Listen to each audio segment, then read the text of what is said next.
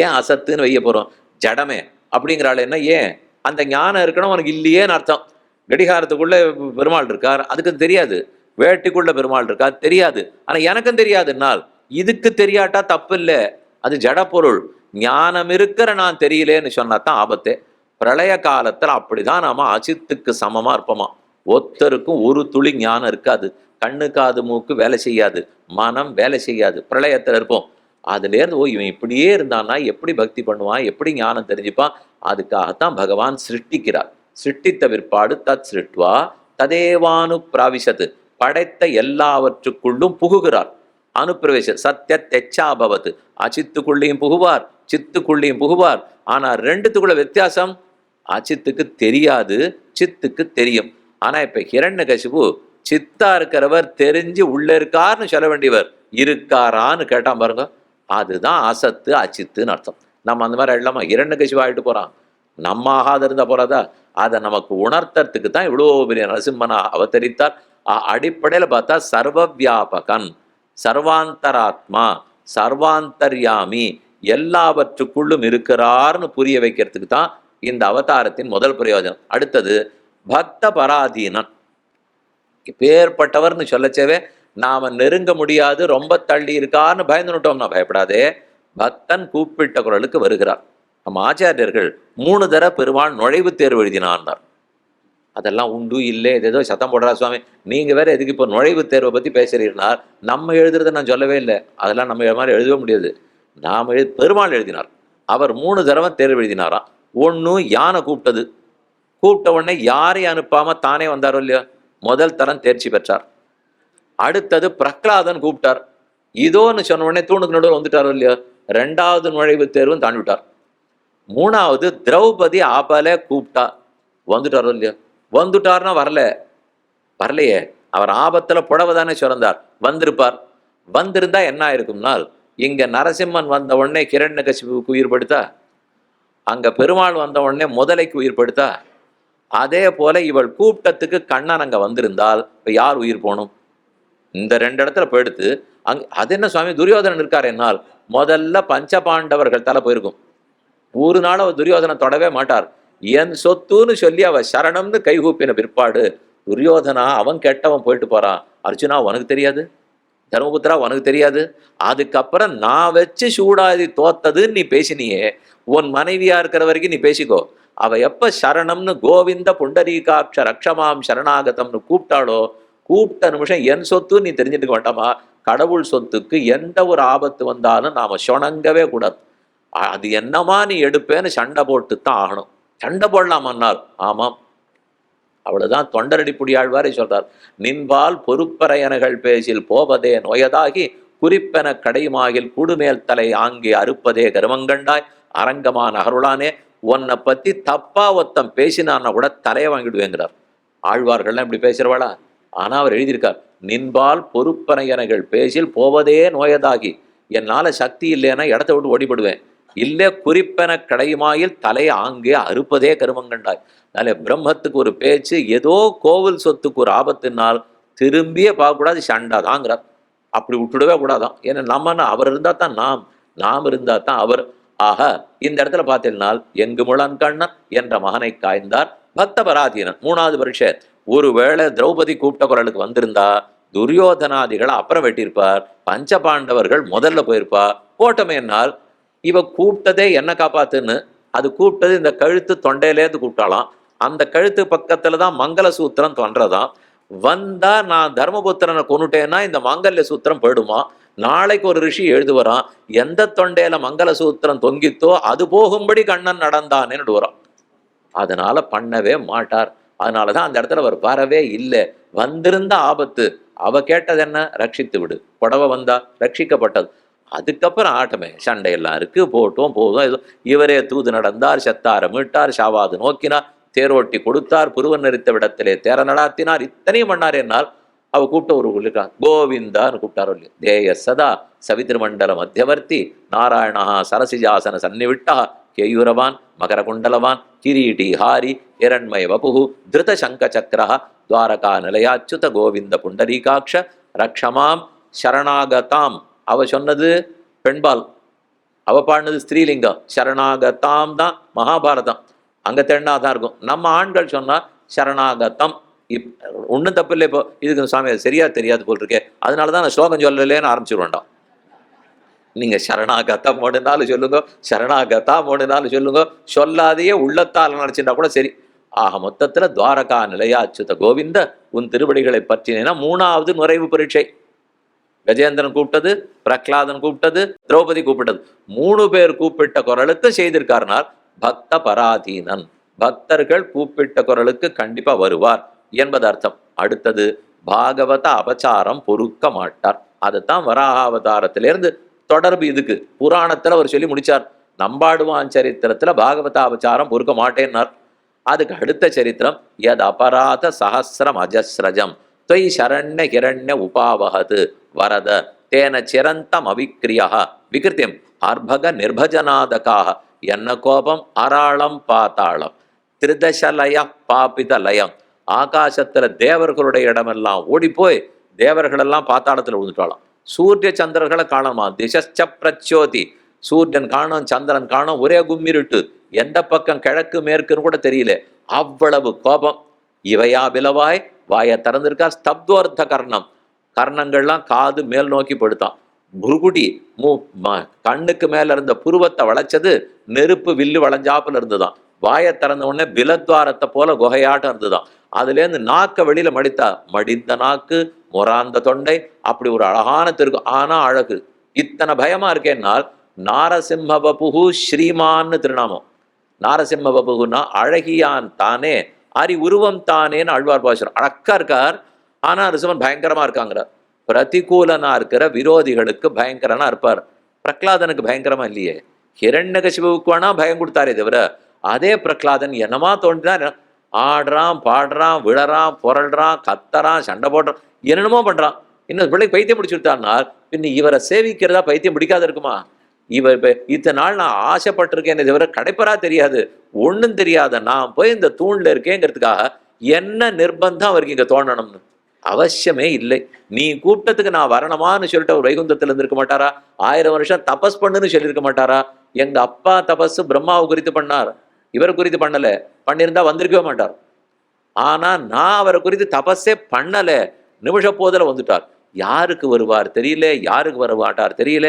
வந்தாய் போலே வாராதாய், வாராதாய் போல் வருவானே, செந்தாமரைக்க செங்கனிவாய் நார்த்தோளமுதே எனதுயிரே, சிந்தாமணிகள் பகரல்ல பகரிசை திருவேங்கடத்தானே, அந்தோ அடியேன் உனவாதம் அகலகில்லேன் இறையுமே என்று நம்மாழ்வார் வரேன்வர்.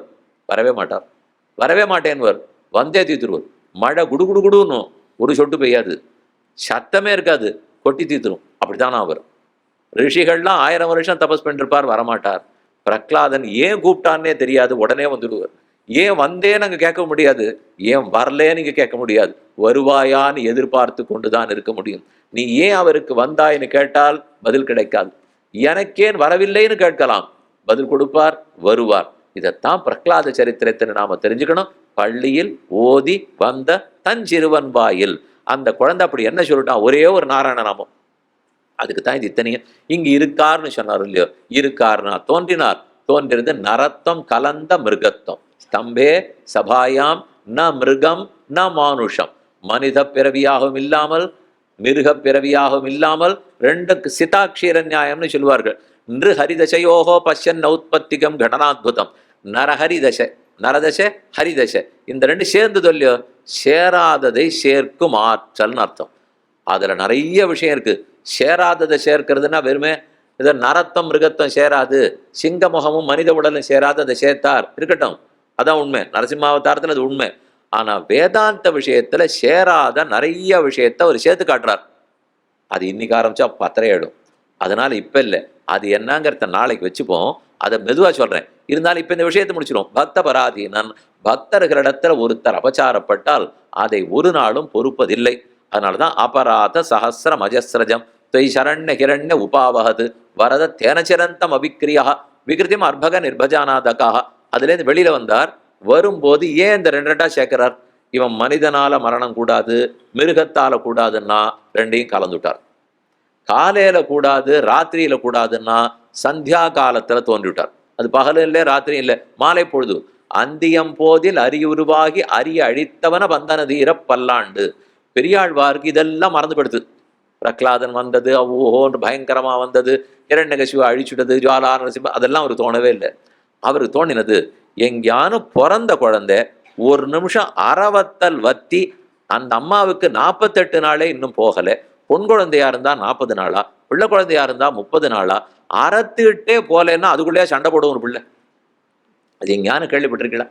ராமன் சண்டை போட்டார்னா 25 வயசுக்கு சண்டை போட்டார், 12 வயசுக்கு சண்டை போட்டார். கண்ணன் சண்டை போட்டார்னா பிறந்து முதல் மாச பிறப்பன்னைக்கு தான் சரின்னு சண்டை போட்டார். பூத்தனா வந்தால் அதனால சண்டை போட்டார். இந்த குழந்தை அப்படியா? பிறந்ததுக்கு கர்ப்பத்திலேருந்து வெளியில வந்து, அதுவும் தூண் தான் கர்ப்பம். அம்மா என்ன 10 மாசம் போஷித்தா கொண்டு பெற்றிருக்கா? அதுவும் இல்லை, இந்த தூண் பெற்றிருக்கு.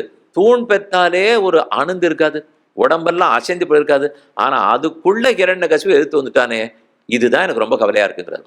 எல்லாத்தையும் விட்டார். அவருக்கு ஒரே கவலை, குழந்தை இப்பதான் பிறந்திருக்கான், அதை சீராட்டி பாராட்டி போஷித்து பால் குடித்து அது 10 வயசு ஆனப்புறம் சண்டை போட வைங்களே, தேவர்களுக்கு தங்க காரியம் நடக்கிறதுக்காக என்ன வேணா பண்ணுவா போல் இருக்குங்கிறார். அதான் கடைசியில் நடந்தது. அப்படி இருக்கக்கூடாதுன்னு அர்த்தம் என்ன? பிரயோஜனாந்தரத்தை எதிர்பார்த்தாமல் அவனே பிரயோஜனமாக கொள்ள வேண்டும். எல்லாருக்கும் ஒரே சமயத்துல உண்மையாகிவிட்டார். பிள்ளை கேட்டது, ஆமா நான் கை காட்டின இடத்துல வருவார், தோன்றிவிட்டார். ரிஷிகள்லாம் சொன்னது, எங்கும் இருக்கிறார், தோன்றிவிட்டார். ஆழ்வார்கள் ஆசைப்பட்டது, அழகன ஒரு தரம் சேவிக்கணும், புது சேவையா சேவிச்சுட்டார். வேதாந்தம் சொல்றது, எங்கும் இருப்பார் எதிலும் இருப்பார் சர்வாந்தராத்மா, அதையும் சரின்னு விட்டார். இப்படி யார் என்னென்னலாம் சொல்லியிருக்காளோ அத்தனை பேர் படிக்க வந்துட்டாராம். பிரம்மா வரம் கொடுத்துருக்காரு, இதுல கிடையாது அதுல கிடையாது அதுல கிடையாதுன்னு. அப்ப நரத்தம் மிருகத்தம் இல்லே கலந்து விட்டார். பகல் இல்லே ராத்திரி இல்லே மாலை பொழுதுல வந்துட்டார். ஆகாசத்துல இல்லை பூமியில இல்லை, படிக்கட்டுக்கு மேல உட்காந்துட்டார். அதனாலதான் நம்மளெல்லாம் படிக்கட்டுல உட்கார வேண்டாங்கிறா. உட்கார்ந்தா அதுக்கு நம்ம நரசிம்மராயிட முடியாது, ஏதோ அவர் உட்காண்டாருக்கிறதுக்காக நம்மளை விடுவாளா? அப்ப படிக்கட்டு மேல ஏறி உட்கார்ந்துட்டார். மாலையும் இல்லை காலையும் இல்லை. இப்ப கிழிக்கணுமோ இல்லையோ? உரத்தின் ஆழ்வார் பாசுரத்திலே உழைந்த அரியும் மானிடமும் உடனாய் தோன்ன ஒன்னு வித்து பிளந்து வளைந்த உயிரானைங்கிறார். நீண்ட பற்கள், பற்கராலே வியாபரித்தது வராகாவதாரம், நகத்தால வியாபாரம் பண்ணது கிழிச்சது நக கிரகச்சக பிரதிகிருதித தைத்தியவக்ஷஸ்தலி சமுத்தருதிரச்சட்டாச்சுரித பிம்பிதம் ஸ்வம்பபு. கூறத்தாழ்வான் ரொம்ப ஆச்சரியமா சாதிக்கிறார். அப்படி கீழே ஹிரண்யகசிபு விட்டுன்னு இருக்கார், கரகரகரான்னு கிழிச்சுட்டார். அப்படியே குளமா ரத்தம் குட்டையா தீங்கி இருக்கான். அதுல அப்படி குனிஞ்சு பார்க்கிறார், தன்னுடைய பிரதிபிம்பம் தெரியறதான். அதை பார்த்த உடனே கோபம் தலைக்கு மேல படுத்தான். அது எப்படி உலகத்துல ஒரு நரசிங்கம் தானே இருக்கணும், எப்படி 2வது நரசிங்கம் வந்ததுன்றார். பக்கத்துல அவரே கேட்டார், இது என்ன தன்னுடைய பிரதிபிம்பம்னு இவருக்கு தெரியாதா? இது கூட வாழ்நாள் அந்த பக்த பிரகலாத நடத்துல இருக்கிற அன்பு கண்ணையே மறைச்சிடுச்சு. என்ன போல இன்னொரு பிம்பமான இன்னும் கோவம் 2 மடங்கு ஆச்சான். லக்ஷ்மிக்கே பயம். ஏற்கனவே லக்ஷ்மி வராகனாவது அவ போகலான்னு சொல்லியிருந்தேன், இங்க அவளாலேயே நெருக்கவே முடியல. எல்லாத்தையும் மாத்தினார். கடைசியில நகம், நகத்துக்கு ஒரு பெருமை, வெட்ட வெட்ட வளர்ந்துட்டே இருக்கோ இல்லையோ, பிராணன் இருக்கு, வெட்டினா வலிக்கலையோ இல்லையோ, பிராணன் இல்லை. அவன் கேட்டானே, பிராணன் இருக்கிறதும் கொல்லக்கூடாது, பிராணன் இல்லாதும் கொல்லக்கூடாது, அதுக்கு தான் நகத்தை தேர்ந்தெடுத்துறார் போல் இருக்கு. நகம்னா 2ம்னு சொல்லலாம். வெட்டினா வலிக்கல, வெட்டினா வளர்றது, வளர்றதுனால உயிர் இருக்கு, வலிக்காதனால உயிர் இல்லை. அதனால 2ஐயும் சேர்த்து நகத்தாலே கிழிச்சுட்டார். அவருக்கு சக்கரம் சங்கமெல்லாம் இல்லையானால் எதை ஆயுதமா பயன்படுத்தினாலும் அதுதான் சுதர்சன சக்கரம். தர்பத்தை வைத்து காக்கை அவசரன் பேர்ல ராமாவதாரத்துல விட்டாரோ இல்லையோ, துரும்பால் கிளறிய சக்கர கையனே மின்னு முடியனே அச்சோ அச்சோன்னு பெரியாழ்வார் பாசம். சுக்கிரன் கண்ணை துரும்பால் கிளைய, சுக்கராச்சாரியருடைய கண்ணை வாமனாவதாரத்தில் ஒரு தர்பத்தை வச்சுதான் கிளறினார். நாளைக்கு சொல்றேன். அதை கிளறச்சே அந்த சுக்கராச்சாரியர் கண்ணு போச்சு இல்லையோ. அந்த வாமனாவதாரத்தில் சக்கராயுதத்தை பிடித்தவனேன்னு பெரியாழ்வார் பாடுறார். அவர் எங்க பிடிச்சிருந்தார்? இந்த அவதாரத்துல தான், வாமனாவதாரத்துல சங்கு சக்கரமே கிடையாது. அவர் பிரம்மச்சாரி பிள்ளை அத்தியானம் பண்ணிட்டு வந்திருக்கார், பிக்ஷை எடுக்கிறதுக்காக வந்திருக்கார். எதுவும் அவர் கையில இல்லை. பூனல் போட்டது, காயத்ரி ஜபம் தெரியும். பின்ன சக்கர கையனேன்னு சொல்றாரு என்னால் அந்த தர்பமே சுதர்சன சக்கரத்தின் அம்சம். அவர் எங்க படுக்கையா படுத்தாலும் அது ஆதிசேஷன், எதை வாகனமா கொண்டாலும் அவர் தான் கருடன், எதை ஆயுதமாக கொண்டாலும் அவர் தான் சுதர்சன சக்கரம். ஸ்புரத் சஹசிரார சிகாதி தீவிரம் சுதர்சனம் பாஸ்கர கோட்டி துல்லியம் சுரத்விஷாம் பிராண விநாசி விஷ்ணோஹோ சக்கரம் சதாகம் சரணம் பிரபத்தே நித்தியப்படி பஞ்சாயத்து ஸ்தோத்திரத்தில் சொல்லிருக்கோம். அப்படி எம்பெருமான் மாலை பொழுதில் தோன்றினார், அவரை கிழிச்சுட்டார். கிழித்த பிற்பாடு அந்த கோபம் இன்னும் அடங்கலை. விழுந்த சீற்றம் விண்பெதும்ப அத்தனை கோபத்தோட பக்கத்துல பிரகலாதன் மட்டும்தான் போக முடிஞ்சது. அவனுடைய தலையில தன் கையை வைத்தார். உனக்கு என்ன வரம் வேணுமோ கேள், உந்தையை உன்பொன் கொன்னு உடலை பிளந்தடைய அறம்பெடரா சிந்தையாய் உன் தந்தைய உன் முன்னாடி கொண்டு இருக்கேன், ஆனாலும் எங்கிட்ட நீ பக்தியோட இருக்கியே, நீ ரொம்ப பெரியவன். இந்த பக்தனைத்தான் தேடிக்கொண்டிருந்தேன். வாசுதேவா சர்வமிதி ச மகாத்மா சுதுர்லபகான்னு கண்ணனை சாதிக்கிறார். தேடி தேடி பார்த்தாலும் கிடைக்காது. என்ன வரம் வேணுமோ கேள். அவன் கை கூப்பிட்டு சொன்னான், கேட்ட வரம் கிடைச்சுட்டேன்னா. நீனு கேட்கவே இல்லையன்னார். நான் கைகாட்டத்துக்கு வந்து சேவை சாதிச்சே, இதை விட நான் என்ன உன்கிட்ட வரம் கேட்க முடியும்? உன்னை சேவிக்கிறதுக்கு தான் ஒரு நாள் காணவாராயே, மண்ணும் விண்ணும் மகிழவே ஒரு நாள் வந்தால் போரும்னு கேட்டேன், வந்து விட்டாய். உலகத்தாருக்கு நீதான்கிறத உணர்த்தி விட்டாய். உடைய ஒரு பிரார்த்தனை, இந்த அப்பா தப்பா நடந்துட்டார்னு கோஷி விடாதே, அவனையும் மன்னித்து விடு என்று சொல்ல, சரி சரி உந்தினி குலத்துதித்தோரை கொல்லேன், உன்னுடைய வம்சத்துல பிறந்த ஒத்தரையும் இனிமே கொல்ல மாட்டேன்ட்டார். அதனாலதான் நாளைக்கு பார்க்கக்கூடிய மகாபலிய திருவிக்கிரம பெருமாள் கொல்லவே இல்லை. இவன் பிள்ளைக்கு பிள்ளைவன். இன்னைக்கு நாம பார்க்குற ஹிரண்யகசிபு, அதுக்கப்புறம் விரோச்சனன், அவன் பிள்ளை மகாபலி. மகாபலியை கொல்லவே இல்லையே, பிடிங்கிட்டார். வேணுன்னு வஞ்சனை பண்ணி பிக்ஷை எடுத்து அளந்து என்னென்னமோ பண்ணார். தலையை வெட்ட மாட்டாரோ? எல்லா அவதாரத்திலும் அதான பண்ண மாட்டார். என்னை இந்த இடத்துல ஒரு வாக்கு கொடுத்துட்டார், உன்னுடைய குலத்துல உதித்த இனிமே யாரையும் கொல்ல மாட்டேன். அது பக்த பிரகலாதனுக்காக கொடுத்தது, அது இருக்கட்டும். உனக்கு வேற ஏதான் ஒரு வரம் கொடுக்கணும்னு ஆசையா இருக்கு, கேள். அவர் திருப்பி கேட்கிறார், எந்த பிறவி எடுத்தாலும் உன்னிடத்தில் வரம் கேட்காத வரம் கொடு. உங்ககிட்ட ஒண்ணு நான் கேட்கக்கூடாது. என்பில்லாத இழி பிறவி எய்தினும் நின்கண் அன்பு மாறாமை வேண்டும். எலும்பே இல்லாத புழுவா பிறந்தா கூட என்பு இல்லாத போகலாம், அன்பு இல்லாத போகக்கூடாது. அதுதான் உன்னிடத்தில் பிரார்த்திக்கிறேன்னு சொல்ல அன்றோடு இருந்தார். இன்னைக்கும் எல்லா இடத்திலும் லக்ஷ்மி நரசிம்ம பெருமானாய், யோக நரசிம்மராய், ஆசிரியமா திருவாலி திருநகரியில தான், திருவாலியில லக்ஷ்மி நரசிம்ம பெருமானா சேவை சாதிக்கிறார். ஓமண்ணளந்த தாளாளா, தன்குடந்த நகராளா, வரையெடுத்த தோளாளா, எந்தனைக்கோர் துணையாளன் ஆகாயே, தூவிரிய மலருழைக்கு துணையோடும் பிரியாதே, தீவிரிய மலர்வளர்க்கும் திருவாலி திருநகரியை பத்தி 10 பாசுரங்கள் ஆழ்வார் திருமங்கை ஆழ்வார் தூது விட்டார். அதுதான் வயலாலி மணவாளன் வந்துனதடியேன் மனம் புகுந்தாய் புகுந்ததற்பின் வணங்கும் என் சிந்தனை கினியாய் திருவே ஆருயிரே வயலாலி மணவாளா. இது நடுவே வயலாலி மணவாளான்னு பரகால நாயக்கியருடைய ஆச்சரியமான பாசுரம். அங்க திருவாலியில பஞ்ச நரசிம்மரா இருக்கார். உக்ரம் வீரம் மகாவிஷ்ணும் ஜுவலந்தம் சர்வத்தோமுகம் சிம்மம் பீஷணம் பத்ரம் மித்துமித்தியம் நமாமியகம். அதுல உக்ர நரசிம்மரா இருக்கார். திருக்குறையலூருங்கிற க்ஷேத்திரம், அங்க உக்ர நரசிம்மரா இருக்கார். அடுத்தது வீரம் மங்கை மடம்ங்கிற க்ஷேத்திரம், அங்கதான் திருமங்கை ஆழ்வார் ததியாராதனம் பண்ணது. திருக்குறையூரர் அவதார ஸ்தலம், மங்க மடத்துல ததியாராதனம். அங்க அடுத்தது வீர நரசிம்மராக அடுத்ததுல எழுந்துள்ளிருக்கார். மகாவிஷ்ணும் யோக நரசிம்மரா இருக்கார், திருநகரிலே இருக்கார், யோக நரசிம்மரா இருக்கார். உக்ரம் வீரம் மகாவிஷ்ணு. ஜுவலந்தம் ஹிரண்ய நரசிம்மராவும் திருநகரிலே இருக்கார். ஜுவலந்தம் சர்வதோமுகம் நிருசிம்மம் பத்ரம், பத்ரம் மங்களமான நரசிம்மர் லக்ஷ்மி நரசிம்மர் திருவாலியில் இருக்கார். அதனால இந்த 5ஐயும் சேர்த்து பஞ்ச நரசிம்மர்னு சொல்லுவார்கள். முதல்ல சொன்னது உக்ர நரசிம்மர், அப்புறம் வீர நரசிம்மர், அதுக்கப்புறம் யோக நரசிம்மர், ஹிரண்ய நரசிம்மர், லக்ஷ்மி நரசிம்மர். அந்த க்ஷேத்திரத்துக்குள்ளே 5 இடத்துல எழுந்துள்ளிருக்கார். அந்த நரசிம்ம பெருமான் எல்லாருக்கும் அனுகிரகிச்சுருக்கார். முக்கியமான பயன் யாது? அகட்டித கடனா சாமர்த்தியம். சேராததை சேர்ப்பார். இந்த சம்பிரதாயமே மொத்த வேதாந்தமே சேராதது போல மேலோட்டமா பார்த்தா இருக்கும், ஆனா சேர்த்துடும். அவர் பிறக்கிறாரா இல்லையா, ஜாயத்தேன்னு சொல்லும், அஜஹான்னு சொல்லும்.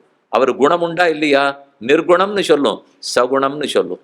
அந்த எம்பெருமானுக்கு உருவம் உண்டா இல்லையா, சரூபன்னு சொல்லும், அரூபன்னு சொல்லும். அவர் மாறுவாரா இல்லையா, நிர்விகாரம்னு சொல்லும், ஆனா பக்தர்களுக்காக விகாரிப்பார்னு சொல்லும். எல்லாத்தையும் இருக்குன்னு சொல்லும், எல்லாத்தையும் இல்லைன்னும். அது இருக்குன்னு சொல்லுங்க, இல்லை இல்லைன்னு சொல்லுங்கன்னா. அப்படின்னா நீங்க மனிதன்னு சொல்லுங்க, இல்லை சிங்கம் சொல்லுங்கன்னு சொல்லியிருக்கணும். சொல்லலையே. அங்க மனிதமும் சிங்கமும் சேர்ந்து தானே இருந்தார். அதே போல சகுணமாய் நிர்குணமாய், சரூபமாய் அரூபமாய், துவைத்தமாய் அத்வைத்தமாய், பிறப்பாய் பிறப்பிலியாய், பேதமாய் அபேதமாய், இப்படி எல்லாவற்றையும் சேர்த்து தன்னுள்ளே வைத்திருக்கிறதுனாலே அவர் தான் தூணை பிளந்து கொண்டு வந்த நரசிம்ம பெருமான். ஆழ்வாருடைய திருவடிகளுக்கு பல்லாண்டு பாடி நரசிம்ம பெருமானுடைய அனுகிரகம் எல்லாருக்கும் கிட்டட்டும். ஸ்ரீயக்காந்தாய கல்யாண ஜெயன தேயத்தினா ஸ்ரீ வெங்கட நிவாசாய ஸ்ரீனிவாசாய மங்களம்.